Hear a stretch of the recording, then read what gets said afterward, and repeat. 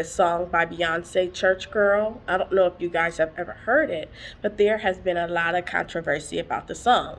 I, for one, loved the song, had no idea that it was originally a gospel song by the Clark sisters. A line of it was taken out of the gospel song. It did bother me once I did find out that it was a church song, and I am heavy into God. I love the Lord with all my heart, all my soul, period. And so I definitely want to honor his wishes. The woman who I value her opinion, she was saying how she was convicted about liking the song, about hearing the song. And so after we got off the live, because we were on a live, I hope she doesn't mind, I'm not going to say her name, but I pondered about it because, again, I love God with all my heart. It came to my spirit that is what I said to her.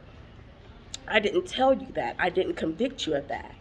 And I was thinking about it like, okay, yeah, that's true. And it came in my spirit as why? Because there are certain people that are aligned to do certain things. So just because one person is of God and feels convicted about something doesn't mean that he's going to convict you about the same thing. And in fact, he may use you to help people that listen to that type of music to bring them in to help save souls, because our job is to bring people in, right? To help them learn about God and get saved. God is not going to not allow you to go to heaven because you smoke weed, because you listen to secular music, because you twerk. But there has to be someone that can access them. How can you help save them? How can you teach them about God? How can you teach them anything if they can't relate to you? And so that's what came up in my spirit, and that's what I'm going to go by. It could be that one thing is one person's ministry and another thing is another person's ministry, right? That may be her conviction because she has a different ministry.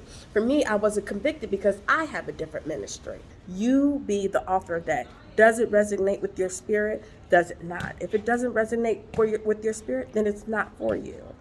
But we cannot judge people. We have to be able to help save everybody. We have to be able to bring everybody who is willing, who wants to learn, to the kingdom of Christ. Because if we don't do it, who else is going to do it? Who's going to help them? Who's going to teach them? Now, there's levels to being in heaven and different things of that nature. We want them there instead of them not being there at all. Who cares if they twerk? Who cares if they wear something a little scandalous? Who cares if they listen to secular music? If they love God? It's just so many people in the Bible who were not perfect, and they were able to be not only get into heaven, but to be used by God to do his work and his will. Saul, who was formerly Paul, was a murderer. We even have a prostitute that did God's work in his will. So don't be so quick to judge people. Again, just because God convicted somebody else on something does not mean that that conviction is for you. That's for them. They're supposed to do something else. You are supposed to do what God tells you to do. I hope that helps someone.